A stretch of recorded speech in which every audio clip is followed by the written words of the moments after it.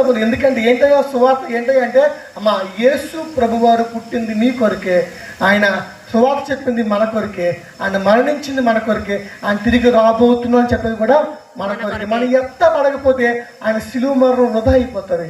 మన దైవిక బలం లేకపోతే కనుక జాగ్రత్త, మనం విడబడతాం. అందుకే ఒక మాట చివరిగా లూకా సువార్త మనం చూడండి, చివరిగా లూకా సువార్త 13:10 చివరిగా. విశ్రాంతి దినమున బోధించున్నప్పుడు 18 ఏళ్ల నుండి బలహీనపరచు దయ్యము పట్టిన ఒక్క నిమిషం 18 ఏళ్ల నుండి బలహీనపరచు దయ్యము పట్టిన ఒక స్త్రీ అచట ఉండెను. ఆమె నడుము వంగిపోయి ఉన్నది. ఒకవేళ మనము కూడా కొన్ని సంవత్సరాలుగా మనం ఏ విషయంలో లొంగిపోయామో, ఏ బలహీనతో లొంగిపోయామో గమనించుకున్నయ్యా.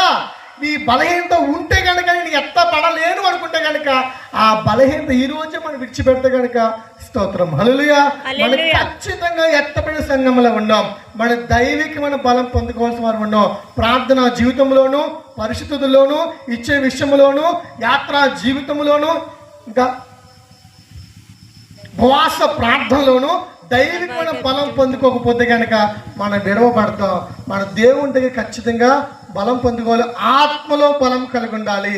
ఆత్మ బలము చేత మాత్రమే మనం పరలోకం వెళ్తాం. పరిశుద్ధాత్మ దేవుడు గమనించి చివరికి మాట ఏంటంటే, మనం ఎవరు ఏ సేవకుడు పరలోకం తీసుకెళ్ళలేడు, ఏ సంఘం పరలోకం తీసుకెళ్ళదు.